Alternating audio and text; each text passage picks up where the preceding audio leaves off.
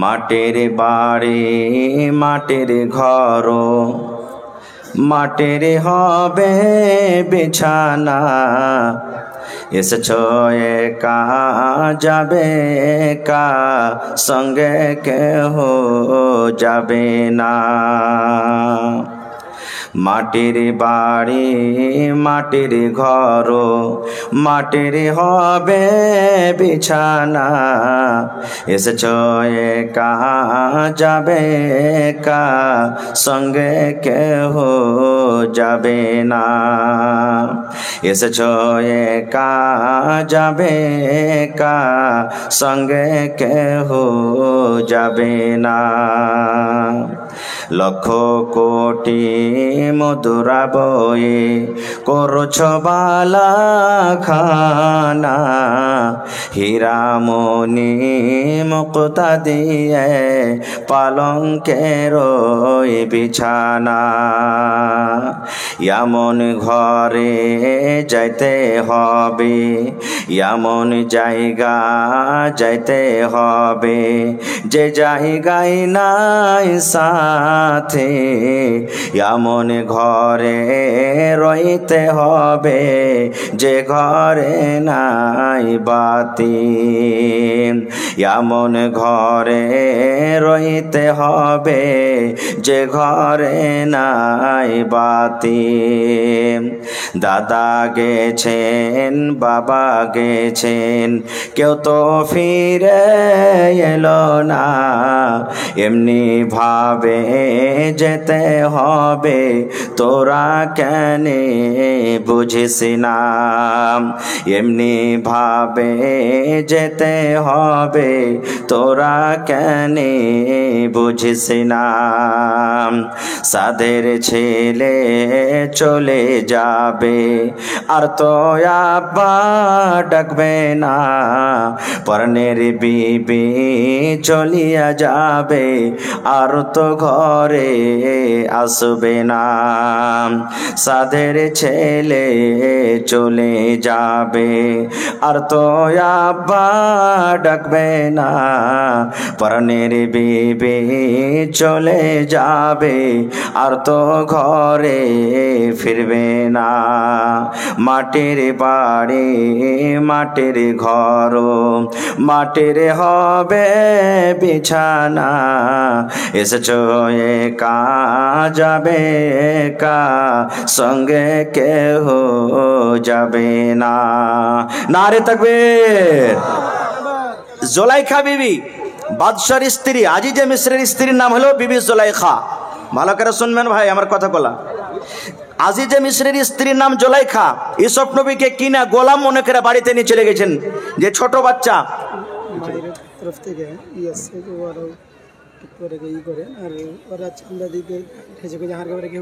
আচ্ছা, মা খালারকে দুয়াই হয়নি এখানে নাকি? ওরা রাগ করে গাইল দিচ্ছে মনে হয়। আচ্ছা মা খালা আপনারা ধৈর্য ধরেন, বাস আমি 2-4-10 মিনিট ওয়াজ করবো, বেশি করবো না। তখন আমি আপনাকে একবারে দিল খুলে খুলে দোয়া করবো রাতের বেলা ইনশাআল্লাহ। তো আজিজে মিসরে বিবি জুলাইখার বাড়িতে ইউসুফ নবী, কিন্তু জুলাইখা বিবি জানে না যে এটা হবে বড় হ্যাঁ নবী।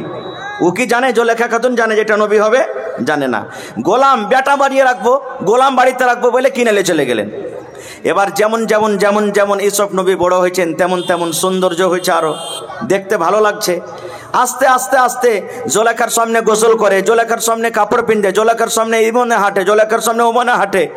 যখন একটা সুন্দর বেটা ছেলে একটা বেটি ছেলের সামনে হাঁটবে, ওর মনটা কেমন কেমন করবে না? করবে না? করবে না ভাই? আস্তে আস্তে আস্তে আস্তে বিবি জুলাইখা ইউসুফ নবীর উপরে পাগল হয়ে গেল। কিন্তু আগে পাগল হয়ে গেল একবারে, এমন পাগল যে বলার শেষ নেই। ঘটনার আপনারা জানছেন যে ইউসুফ নবীকে একটা এমন রুমের ভিতরে নিয়ে চলে গেলেন বিবি জুলাইখা, এখন তার সাথে কুকর্ম করবে, তার সাথে কুকর্ম করবে।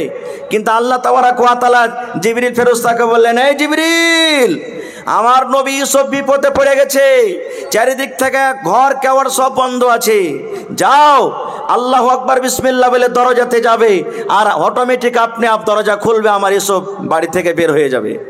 তাই হলো, খারজা হোক। এবার আপনারা বলেন যে এই সব কথাগুলো কি লুকিয়ে থাকবে ভাই? একটা ছেলে একটা মেয়েকে যদি ভালোবাসে, একদিন বাঁচলো, দুদিন বাঁচলো, 3 দিন বাঁচলো, 5 দিন বাঁচলো, 10 দিন বাঁচলো, এই করতে করতে বমের মতন একদিন ফুটবে না? ফুটবে না? ফুটে না? ফুটে না ভাই বলেন না? হ্যাঁ, এবার এই ভালোবাসার কথাটা এ বাড়ি ওই বাড়ি, ওই বাড়ি ওই বাড়ি করে চারিদিকে কিন্তু হয়ে গেল, জেনে গেল সব। এবার আশেপাশেকার মহিলারা বলে, আরে মিশরের বাদশার স্ত্রী জুলাইখা কত পাগল বেটি ছেলে রে, একটা গোলামের পিছে পাগল হয়ে গেছে। ছি, এত ছোট কাজ, একটা গোলামের পিছে কি কেউ পাগল হয়? এই যে কথাটা বিবি জুলাইখা যখন জানতে পারলেন, মা খালারা বলে বা আমার ভাইয়েরা বলে যে মায়া লোকের বেলে 36টা কল্লা হয় নাকি? মেয়ে লোকের বেলা 36টা কল্লা, হাদিস কোরআনের কথা লাই, শোনা কথা বলছি ভাই। 36টা হয় কি 30টা হয় কি 38টা হয় সেটা আল্লাহ জানে, আমি জানি না। তাহলে একটা কল্লা মনে করলেন এটা। এবার বিবি জুলাইখা তখন বলছেন, আল্লাহ কোরআনে বলেছেন, কোরআনের তারজমাটা শুধু আপনাকে শোনাচ্ছি। এবার বিবি জুলাইখা বলছেন, থামরে লিস্সি লাগানে মেয়ে লোক, তোরা আমাকে তোরা রাগ আছিস যে একটা গোলামের পিছে পাগল হয়ে গেছে, তোরাকে মজাটা একটু চাখাছি। তখন কি করলেন জানেন?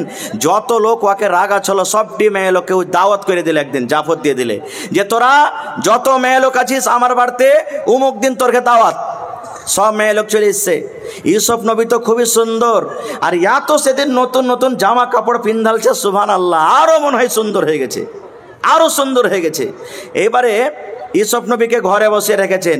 বিবি জুলাইখা বলছেন, ইউসুফ আমি যখন ইশারা করব তখন মজলিসের মধ্যে তোমাকে থাকতে হবে না, এই মাথা দিয়ে ঢুকবে আর ওই মাথা দিয়ে তুমি বের হয়ে যাবে, এখানে তোমাকে করতে হবে, আর কিচ্ছু করতে হবে না। আতর টাতর লাগে একবারে খুব রেডি করে রেখেছে। আর যতটি মহিলারা জাফত খেতে এসেছে বাদশার দরবারে, বিবি জুলাইখা সবটিকে একটা করে ফল দিয়েছে, আর এখানকার এক ফলটা কাটার জন্য চাকু দিয়েছে। এবার বলছে যে যতক্ষণ পর্যন্ত আমি তোমরাকে ফল কাটতে না বলবো ততক্ষণ কেউ ফল কাটবে না। দেখবেন এখনকার স্ট্যান্ডার্ড জামানাতে একদিক থেকে পাত বিহাতে দিতে যেছে, একদিক থেকে ভাজিতে দিচ্ছে, একদিক থেকে আমরা খাইতে যাচ্ছি। কিন্তু আজ থেকে 5 বছর আগে এমন একটা সিস্টেম ছিল যে বাড়ির লোক যতটি থালাতে দেওয়া না হয়েছে আর না বলেছে ভাই এখন বিসমিল্লাহ করেন, ততক্ষণ পর্যন্ত কেউ খায়নি। ছিল না? ছিল না? হ্যাঁ। এবার সবটির হাতে একটা করে ফল দিয়েছে, এখানটা করে চাকু দিয়েছে। এবার তখন বিবি জুলাইখা বলছেন ইউসুফ নবীকে, ইশারা মানে আগে থেকে তো বলাই না, আছে প্ল্যানিং করা আছে, ইউসুফ ইশারা করছেন, ইউসুফ মানে তুমি এখন এই মজলিস দিয়ে তুমি যাও। ইউসুফ নবী মজলিস দিয়ে হাঁটতে শুরু করেছে, আর এদিকে এরা ইশারা করেছে এখন তোমরা ফল কেটে খাও, এখন ফল কাটা খাও। এদিকে ইউসুফ ঢুকছে আর এরাকে বলছেন ফল কাটো। এবার যেমনই ইউসুফ নবী মজলিসে ঢুকেছে, ওরে সুবহানাল্লাহ, এদিকে সব মেয়ে লোক ফল কাটছে আর ইউসুফের দিকে তাকাইছে আর বলছেন মালাকুন কারীম, এটা কি মানুষ নাকি? এটা বুজুর্গ ফেরেশতা, এটা মানুষ না, এটা ফেরেশতা। এদিকে দেখিয়েছেন দেখিয়েছেন দেখিয়েছেন সুবহানাল্লাহ, আর সূরাতের দিকে দেখিয়েছেন, এদিকে ফল কাটছে। কিন্তু ফল কি কাটবে? ঘোড়ার ডিম, ওরা নিজের নিজের লোক কেটে বসে আছে, লোক কাটছে। এবার এসব তখন জুলাইখা বলছেন, রে বুবুরা, আরে তোমরা ইউসুফকে দেখে তোমরা ফল না কেটে নিজের অঙ্গুল যে কেটে বসে আছো, দেখো একটু লোকের দিকে তোমরা তাকিয়ে দেখো কি কাটছো। সবাই তোমরা আরে যা যা যা কি করলো, সুবহানাল্লাহ সুবহানাল্লাহ। তাই কই বলছেন, ইউসুফকে দেখে যারা অঙ্গুল কেটেছে তারাকে আমার নবীর রূপ দেখেছে। ইউসুফকে দেখে যারা আঙ্গুল কেটেছে তারাকে আমার নবীর রূপ দেখেছে। আরে দেখতো যদি কেটে দিত, আরে দেখতো যদি কেটে দিত কলিজা খানা, হয়নি হবে না হতে পারে না আমার নবীর সাথে কারো তুলনা, হয়নি হবে না হতে পারে না আমার নবীর সাথে কারো তুলনা। সুবহানাল্লাহ। এবার তখন বিবি জুলাইখা বলছেন, হাজি বুবু তোমরা এক নজরে যদি ইউসুফকে দেখা যদি লোক কাটা বেশ থাকো, তা আমার বাড়িতে তো 24 ঘন্টা থাকে, তো আমার মনটা কেমন করে। তখন বলছে, বুবু রে ঠিকই তুই করেছিস, ঠিকই বলেছিলি রে বুবু, ঠিকই বলেছিলি। এ ভাই এটা হলো ইউসুফ নবীর খুব শর্তি। এবার আমাদের নবীর ব্যাপারে সুবহানাল্লাহ বলা যাবে না। একটা হাদিস বলছি, পূর্ণিমার চাঁদ 14 দিনকার চাঁদ ঝলমল করে জ্বলছে ওপরে। আবু হুরায়রা একজন সাহাবী নবীর পাঞ্জরে বসে আছেন, একবার চাঁদ দিকে দেখছেন, একবার নবীর দিকে দেখছেন, একবার চাঁদের দিকে দেখছেন, একবার নবীর দিকে দেখছেন। 2-4 বার যখন হয়েছে তখন আল্লাহ রাসূল বলছেন, আবু হুরায়রা কি ব্যাপার? আরে তুমি একবার চাঁদকে দেখো, একবার আমাকে দেখো, কিছু বুঝতে পারি না তুমি কেন এরকম করো? রে আমার মুসলমান ভাইরা, হযরত আবু হুরায়রা বলেন, আল্লাহর নবী গো, আমি আবু হুরায়রা বুঝতে পারি না, আমি আবু হুরায়রা পার্থক্য করতে পারি না গো দয়ার নবী, কে 14 দিনকার চাঁদটা বেশি সুন্দর, কি আপনি দয়ার নবীর মুখখানা বেশি সুন্দর। সুবহানাল্লাহ, এত আমার নবী সুন্দর ছিলেন। হায় আল্লাহ। তবে আমার ওয়াকিয়াটা ঘটনাটা বলার উদ্দেশ্য হলো এই যে ইউসুফ নবী এত বড় নবী আর এত সুন্দর করে আল্লাহ তৈরি করেছেন, কিন্তু দুনিয়া থেকে বেঁচে আছেন? দুনিয়াতে বেঁচে আছেন? দুনিয়াতে বেঁচে নেই, ও মারা গেছেন। এবার একটা বড় বাদশার কথা শুনেন। দুনিয়াতে সব থেকে বড় বাদশা ফেরাউন বাদশা। ফেরাউনের থেকে বড় বাদশা দুনিয়াতে আসেনি কেউ, আর না আসবে। এত বড় বাদশা, যে নিজে খোদা দাবি করেছিল, আল্লাহ দাবি করেছিল, আর কত কত যে ছেলেরাকে মেরেছে তা সেটা আল্লাহ জানে। খুব লম্বা ঘটনা আছে তার, ওদিকে যাব না। এবার মুসা নবী ফেরাউনের ভয়ে, ফেরাউনের ডরে ওর কমকে বানি ইসরায়েলকে নিয়ে আগে আগে পালিয়ে যায়, আগে আগে পালিয়ে যায়। ফেরাউন পিছনে পিছনে তাড়ে। এবার আল্লাহ তাবারাক ওয়া তাআলার আদেশ হলো, এই মুসা, তুমি বিসমিল্লাহ বলে লাঠি মারো, সমুদ্রে তোমার জন্য রাস্তা হয়ে যাবে। রাস্তা পানি দুদিকে হয়ে গেল। এবারে হাঁটতে শুরু করে দিলেন, মুসা নবী পার হয়ে গেলেন, পার হয়ে গেলেন। এবার ফেরাউন মনে করছে রাস্তা তো হয়েছে, আমরাও যাই, আমরাও যাই। এবার পান্তে ঝাঁপিয়ে পড়লো। যেমনই পান্তে ঝাঁপিয়ে পড়লো, আল্লাহ তাবারাক ওয়া তাআলা পানিকে আদেশ করছে, রে পানি, আমি তোমাকে আদেশ করি, এই ফেরাউন, এই নাদান জালিমকে তুমি হালাক করে দাও, বরবাদ করে দাও। এই যেন সমুদ্র পার করতে না পারে, এই নদী যেন পার না করতে পারে। এবার পানি দুমন থেকে জমে গেল। জমে যাওয়ার পর আমার আল্লাহ তাবারাক ওয়া তাআলা কত বড় দয়ালু, কত বড় মেহেরবান। আল্লাহ তাবারাক ওয়া তাআলা ফেরাউনকে ডাক দেয়া বলছেন, ফেরাউন রে, এই মতের টাইমে, মতের সময়তে যদি তুই এখন আমাকে একবার বলতি, মাবুদ, জীবনে আমি যা ভুল করেছি, জীবনে আমার দ্বারাতে যা গুনাহ হয়েছে, আল্লাহ তুমি আমার পরে দয়া করো, আল্লাহ তুমি রহম করো। আমি মুসাকে নবী বলে আমি স্বীকার করলাম, আর আল্লাহ তোমাকে এক রব বলে আমি স্বীকার করলাম। আল্লাহ তাবারাক ওয়া তাআলা বলেন, এ ফেরাউন, যদি এই শেষ টাইমে তুমি যদি আমাকে একবার যদি তুমি ডাকতে, আমি আল্লাহ তাবারাক ওয়া তাআলা তোমাকে এই পানি থেকে আমি নাজাত দিয়ে দিতাম। নারে তাকবীর, সুবহানাল্লাহ। তাহলে এত বড় ফেরাউন বাদশা, সুবহানাল্লাহ। ইতিহাস এসেছে যে যার পানিতে লাশটা 300 বছর পর্যন্ত থেকেছে, কিন্তু না কোনো মাছে খেয়েছে আর না পয়চা ছড়ে গেছে, কিছুই হয়নি। সুবহানাল্লাহ। সেই ফেরাউন কি আজকে বেঁচে আছে? বলেন, ফেরাউন বেঁচে আছে? ফেরাউন বেঁচে নাই। এবার আমার আপনার সারা বিশ্বের মানুষের জান কবজ করে কে বলেন তো? জোরে বলেন, কে জান কবজ করে? আপনার মুখে খানি টেনে ভরা আছে নাকি ভাই? যে ফেরেশতাটা মানুষের জান কবজ করে, ও ফেরেশতাটার নাম কি? আজরাইল, মালাকুল মউত। সব মানুষ যখন শেষ হয়ে যাবে, এবার মালাকুল মউতকে আল্লাহ বলছেন, রে মালাকুল মউত, আর কি কেউ বেঁচে আছে রে মালাকুল মউত? এবার মালাকুল মউত বলবেন, আল্লাহ জি, না আর কেউ নাই। বলবেন, কে আছে? বলবেন, রব্বুল আলামিন, এখন শুধু তুমি আছো আর আমি আছি, আল্লাহ আর কেউ নাই। এইবারে আল্লাহ বলবেন, এই মালাকুল মউত, মউত মানে তুমি মরে যাও, তুমি এখন মরো মালাকুল মউত, তুমিও মরো, তোমাকে মরতে হবে। এবার মালাকুল মউত বলবেন, আল্লাহ কেমন করে আমি মরবো? আল্লাহ কেমন করে আমি জান কবজ করব? নিজের জান নিজে কবজ করব? আল্লাহ রাব্বুল আলামিন বলেন, এরে মালাকুল মউত, দুনিয়াতে যেমন মানুষের জান তুমি কবজ করেছো, রূহকে কবজ করেছো রে, এই মতো তোমার জানকে তুমি নিজে কবজ করো, রূহটাকে কবজ করো। মালাকুল মউত, তুমিও মরো, তুমিও মরো, তোমাকে মরতে হবে। সুবহানাল্লাহ। মালাকুল মউত নিজের জান নিজে কবজ করে ও মারা যাবেন। তাহলে যে ফেরেশতাটা জান কবজ করছেন, সেও তো বাঁচতে পারবেন না। শেষ কথা আল্লাহ যে কোরআনে বলছেন, কুল্লু নাফসিন যায়িকাতুল মউত, মতের মজা প্রত্যেক জানদারকে, নাফসকে একদিন চাকতে হবে। এবার বলবেন, হাজী মাওলানা, মত তো আসবে, কিন্তু কোন টাইমে মরবো, কখন মরবো, এটা কি কেউ জানে? জানে ভাই? বলেন, এটা কি কেউ জানে কখন আমি মরবো, আপনি কখন মরবেন? জানি কি?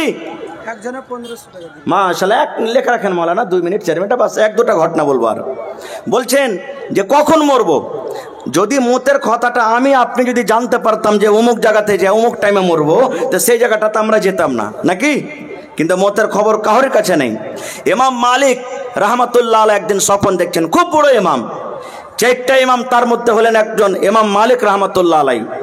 একদিন স্বপ্ন দেখছেন, আমি আপনি যেমন স্বপ্ন দেখছি মেলা এরকম, যে কোনো জায়গাতে মানে পাখির মতন উড়ে বেড়াচ্ছি, কোনো বিহারি বাড়িতে যা ভাত খাচ্ছি, কোনো জায়গাতে দিল্লিতে ট্রেনে সফর করছি, মেলা এরকম করেন না? করেন না? ছোট ছেলে পিলাগালা দেখবেন দিনে ক্রিকেট খেলবে, রাইতে চক চক চক চক four four four four four four করবে, মানে কি দিনে যা করবে রাইতে ওগুলো দেখবে, স্বপ্ন দেখে। তো ইমাম মালিক রাহমাতুল্লাহ আলাইহি স্বপ্ন দেখছেন। স্বপ্নে কি দেখছেন? যে ফেরেশতা মালাকুল মউতকে স্বপ্নে দেখে নিয়েছে, মালাকুল মউতকে স্বপ্নকে দেখে নিয়েছে। এবার ইমাম মালিক রাহমাতুল্লাহ আলাইহি বলছেন, যখন আজরাইল ফেরেশতাকে আমি দেখেছি স্বপ্নে, তো একটু জিজ্ঞাসা করিলি যে আমি কখন মরবো, কোন জায়গাতে মরবো। রে মুসলমান, যখন ইমাম মালিক রাহমাতুল্লাহ আলাইহি মালাকুল মউতকে স্বপ্নের মাধ্যমে দেখলেন, দেখার পর এইবারে মালাকুল মউতকে বলছেন, এ আল্লাহর ফেরেশতা মালাকুল মউত, আমি ইমাম মালিক কখন আমি মরব, কোন জায়গাতে আমার মতটা হবে, আমার মত কখন হবে, আমার কাছে তুমি জান কখন কবজ করবে, আমি কোন টাইমে মরব, কোন সময়তে আমার মত হবে, দয়া করে তুমি আমাকে একটু বলে দাও। এই মালাকুল মউত, আমি কখন মরব, আমার মতটা কখন হবে, তুমি বলো তো। ইমাম মালিক রাহমাতুল্লাহ আলাইহি বলছেন, আমার কথাটা শোনা পর সেই মালাকুল মউত এরকম ভাবে 5টা লোক দেখালেন। কি দেখালেন? জোরে বলেন, কি দেখালেন? 5টা লোক দেখাইলেন। ইমাম মালিক বলছেন যে আমি 5টা লোকের ব্যাপারে জিজ্ঞাসা করবো যে আর মানে কি, বলতে না বললে আমার স্বপ্ন ভেঙে গেল। এবার কিন্তু ইমাম মালিক রাহমাতুল্লাহ আলাইহির মধ্যে মন খান কেমন কেমন করতে লাগলো। আল্লাহ জি, আমাকে মালাকুল মউত আজরাইল ফেরেশতা 5খানা লোক দেখালেন, ইয়ার মানে আমি 5 ঘন্টা বাদ মরবো নাকি, ইয়ার মানে আমি 5 দিন পর মরবো নাকি, ইয়ার মানে আমি 5 মাস পর মরবো নাকি, ইয়ার মানে আমি 5 বছর পর মরবো নাকি, ইয়ার মানে আমি 500 বছর পর মরবো নাকি, 5টা আঙ্গুলের মানে কি আল্লাহ আমি বুঝতে পারলাম না মাবুদরি।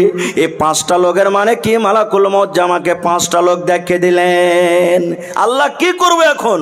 এই ভাবা চিন্তা করতে করতে ওই যুগে একজন মাওলানা ছিলেন, বড় মুহাদ্দিস ইবনে সিরিন রাহমাতুল্লাহ আলাইহি। ও কিন্তু স্বপ্ন দেখলে তাবির করতে পারতেন। 1 পা 2 পা 1 পা 2 পা করে ওই মাওলানার বাড়ি চলে গেলেন ইমাম মালিক রাহমাতুল্লাহ আলাইহি, সালাম কালাম করলেন, বসতে দিলেন। এবার ইবনে সিরিন রাহমাতুল্লাহ আলাইহি বলছেন যে মালিক, কি ব্যাপার, তুমি আমার বাড়ি এসেছো, মানে কি তোমার দরকার রয়েছে? ওরে সুবহানাল্লাহ। এবারে ইমাম মালিক রাহমাতুল্লাহ আলাইহি বলছেন, মাওলানা আমি আজ রাত্রে মালাকুল মউতকে স্বপ্নে দেখেছি, আর স্বপ্নের মধ্যে আমি জিজ্ঞাসা করলাম আমি কখন মরব। মালাকুল মউত আমাকে 5টা লোক দিয়ে ইশারা করে দিয়েছেন। আমি মাওলানা বুঝতে পারি না যে 5 দিন পর আমি মরব, আমি বুঝতে পারি না যে 5 মাস পর আমার মউত হবে, আমি বুঝতে পারি না কি 5 বছর পর হবে, এই জন্য আপনার কাছে এসেছি। এবার ইমাম মালিক রাহমাতুল্লাহ আলাইহি বলেন, ইবনে সিরিন রাহমাতুল্লাহ আলাইহি একটুখানি মুচকি মেরে হেসে দিয়ে বলছেন, ইমাম মালিক 5টা লোকের মানে 5 দিন বাঁচবে না, 5টা লোকের মানে 5 ঘন্টা বাঁচবে না, 5টা লোকের মানে 5 মাস নয়, 5টা লোকের মানে 500 বছর নয়, 5টা লোকের মানে হলো এই যে মালাকুল মউত তোমাকে 5টা লোক দেখিয়েছেন, এই 5টা লোকের উদ্দেশ্য হলো, এই 5টা লোকের মানে হলো এই যে তুমি স্বপ্ন দেখেছো তার তাবির হলো এই। আল্লাহ রাব্বুল আলামিন কোরআন মাজিদে একটা সূরা দিয়েছেন, সেই সূরার নাম হলো সূরা লোকমান। আছে না নাই? কোরআন মাজিদে আল্লাহ একটা সূরার নাম দিয়েছে সূরা লোকমান। এবার ইবনে সিরিন রাহমাতুল্লাহ আলাইহি বলেন, ওই কোরআন মাজিদে একটা সূরা আছে সূরা লোকমান, আর ওই সূরা লোকমানের শেষের দিকে 5টা আয়াতে আল্লাহ রাব্বুল আলামিন 5খানা কথা জানিয়ে দিয়েছেন। ওই 5টা কথার ব্যাপারে আল্লাহ রাব্বুল আলামিনের ওই আয়াতের দিকে ইশারা করে মালাকুল মউত 5টা লোক দেখিয়ে দিয়েছেন। 5টা কথার ইলম, 5টা কথার খবর, 5টা কথার ইলম আল্লাহ রাব্বুল আলামিন ছাড়া অন্য কোন দুনিয়ার মানুষকে নাই। তার মধ্যে একটা আছে ওয়ামা তাদরি নাফসুন বিআই আরজিন তামুত। এ ইমাম মালিক, তুমি কোন জায়গাতে মরবে, কোথায় তুমি মরবে? ট্রেনে চাপা দিয়ে মরবে, তুমি বসে যায় মরবে, তুমি লেট্রিনের ভিতরে মরবে, তুমি গলিতে মরবে, তুমি পানিতে ডুবে মরবে, তুমি আগুনে পুড়ে মরবে, তুমি বাজারে মরবে কি বাড়িতে মরবে, এই ইলমটা আল্লাহ রাব্বুল আমিন ছাড়া দুনিয়ার কোনো মানুষকে নাই, দুনিয়ার কোনো মানুষকে নাই। নারে তাকবীর। শুধু আল্লাহ তাবারক ওয়া তাআলার কাছে আছে 5টা খবর, তার মধ্যে হলো কি যে তুমি কোন জায়গাতে কিভাবে মরবে সেই খবরটা আল্লাহ ছাড়া কাউকে নেই। 4টা থাকলো, আর 4টে কি আল্লাহ বাচ্চারাকে ইনশাল্লাহ কোনোদিন বলবো, ওদিকে আমি আর যেতে পারবো না, সময় খুব শেষ। তো ভাই আমার, তাহলে এই আয়াত থেকে আমরা বুঝতে পারলাম যে আমাদের মত কখন আসবে। এই খবরটা কার কাছে আছে?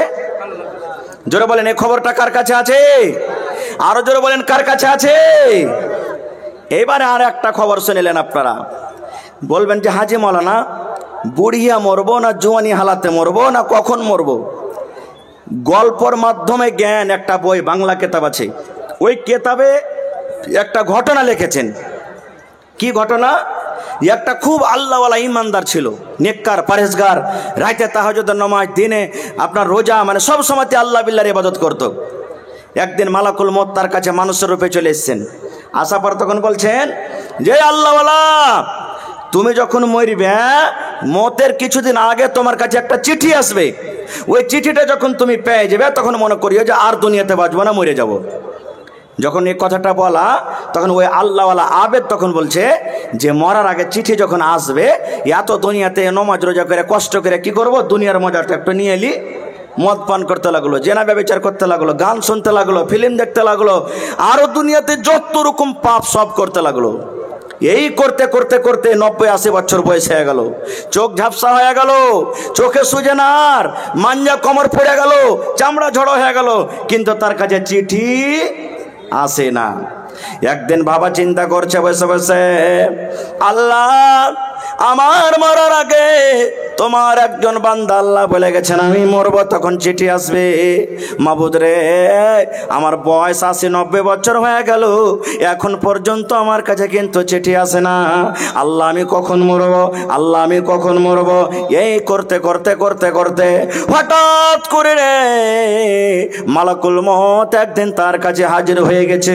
হাজির হয়ে যাওয়ার পর এইবারে মালাকুল মউত বলছেন, এরে আল্লাহর বান্দা, এখন তোমার জান কবজ করে আমি নিয়ে চলে যাব, এখন তোমার রূহটাকে আমি কবজ করে নিয়ে চলে যাব, এখন তোমাকে আর দুনিয়াতে থাকতে হবে না, তোমার দুনিয়ার বয়স শেষ হয়েছে, তোমার দুনিয়ার জীবন শেষ হয়ে গেছে। যখন কথাটা বলা তখন ওই বুড়া বলছেন, এই মালাকুল মউত, তুমি আমাকে মিথ্যা কথা কেন বলেছো? বলছে কেমন মিথ্যা কথা? বলছে তুমি আজ থেকে 50 বছর এসে আমাকে বলনি যে যখন তুমি মরবে তোমার মরার আগে একটা চিঠি আসবে, আমার কাছে কোনো খবর নাই, চিঠি নাই, কিছু নেই, তুমি হঠাৎ আজকে জান কবজ করতে চলে এসেছো? বলছে না রে নাদান না, তোর কাছে আমি আজকে এসেছি, আমার আসার আগে অনেকগুলি তোর কাছে চিঠি এসেছে রে, অনেক পত্র এসেছে, অনেক চিঠি তোর কাছে এসেছে, কিন্তু তুই একদিনও তুই চিঠি খুলে দেখিস নি রে আল্লাহর বান্দা, একদিনও তুই চিঠি এখান পড়ে দেখিস নি। বুড়া বলছে আমি মিথ্যা বলি না, আমার কাছে চিঠি আসেনি তো আমি পড়বো কেমন করে?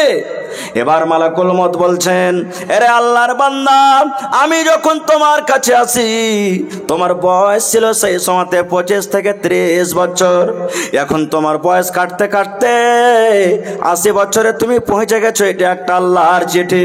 আমি যখন তোমার কাছে আছি তোমার দাড়ি তখন পাকেনি, মাথার চুল গলা তোমার পাকেনি, এখন তোমার দাড়ি পেকে গেছে, মাথার চুল পেকেছে, এটা হলো আল্লাহর তরফ থেকে একটা চিঠি।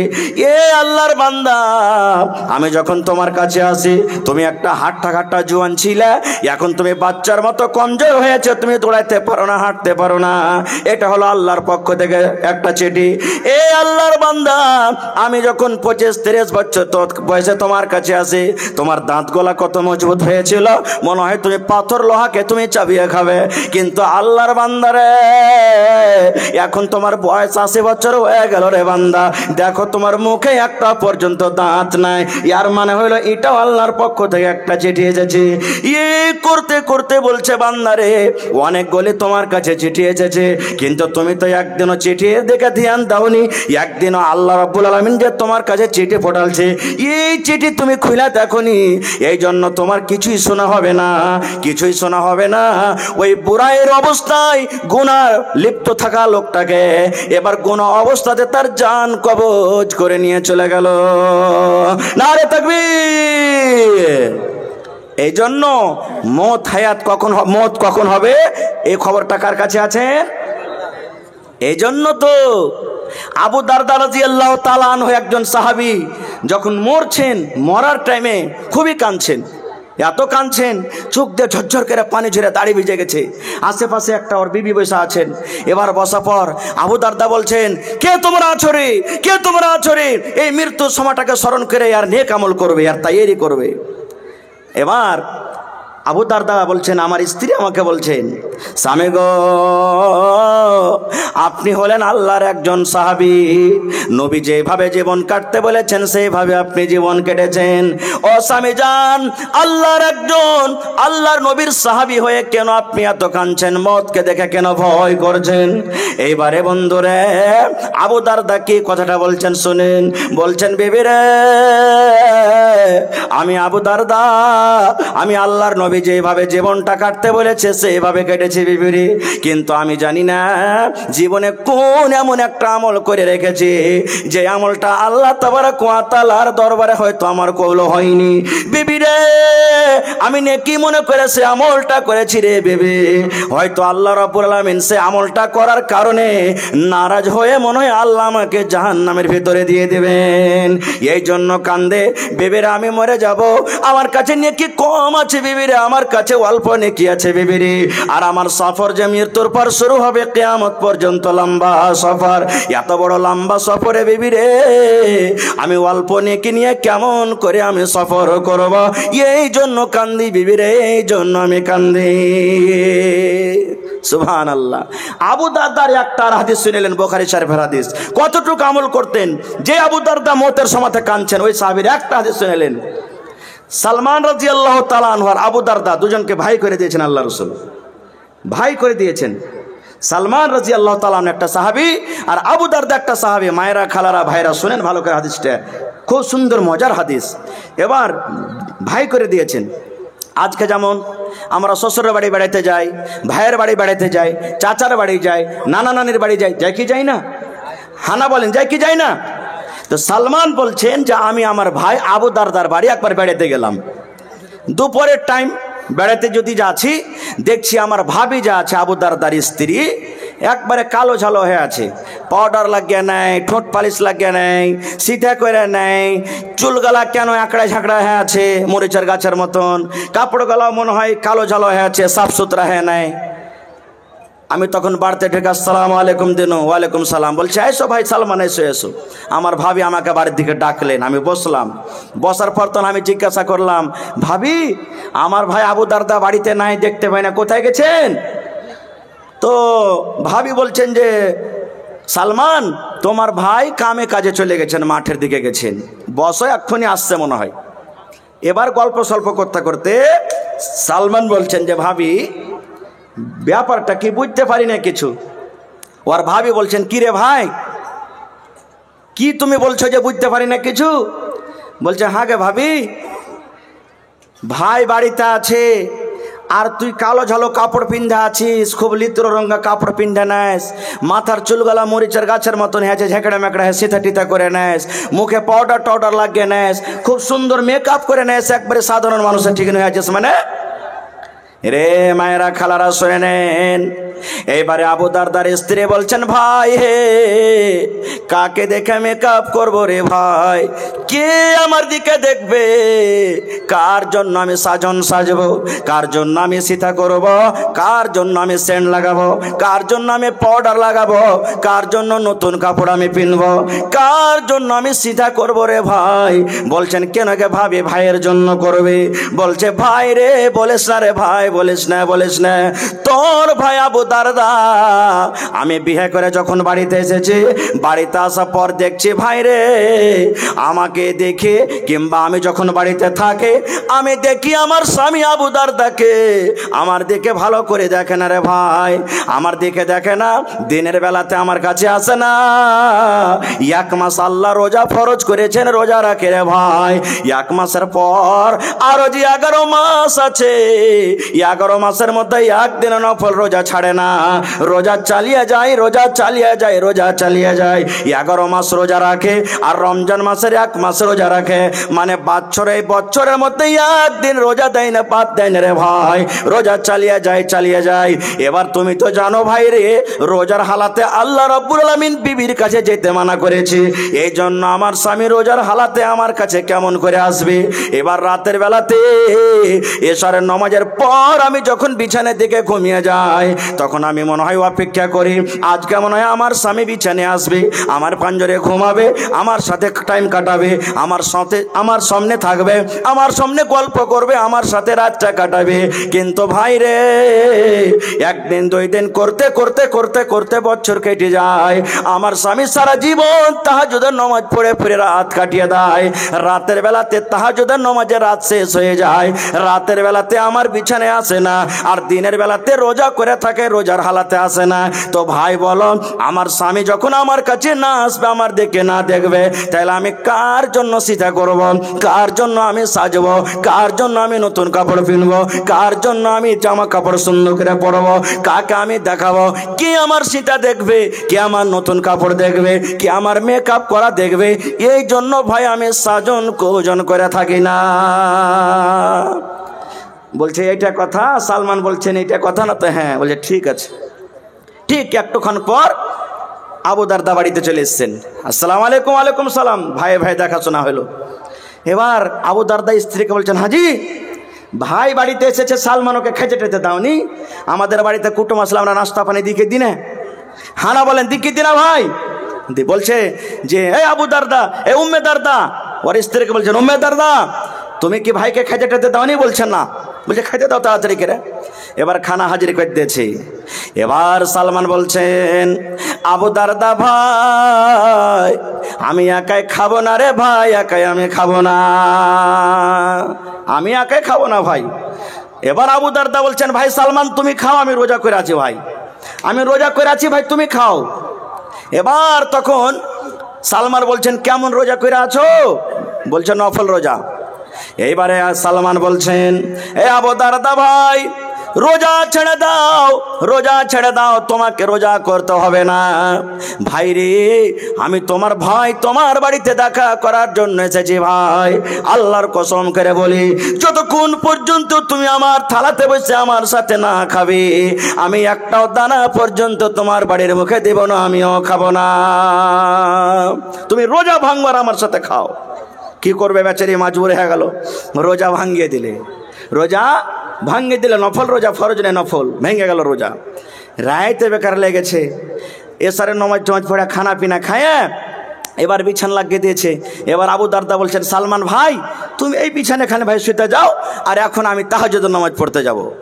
যখন কথাটা বলা, এইবারে সালমান আবু দারদার হাত খান ধরে বলছে, ভাই রে তাহাজ্জুদের নামাজের টাইম কিন্তু এখনো হয়নি রে ভাই, আমিও তাহাজ্জুদের নামাজ পড়ব।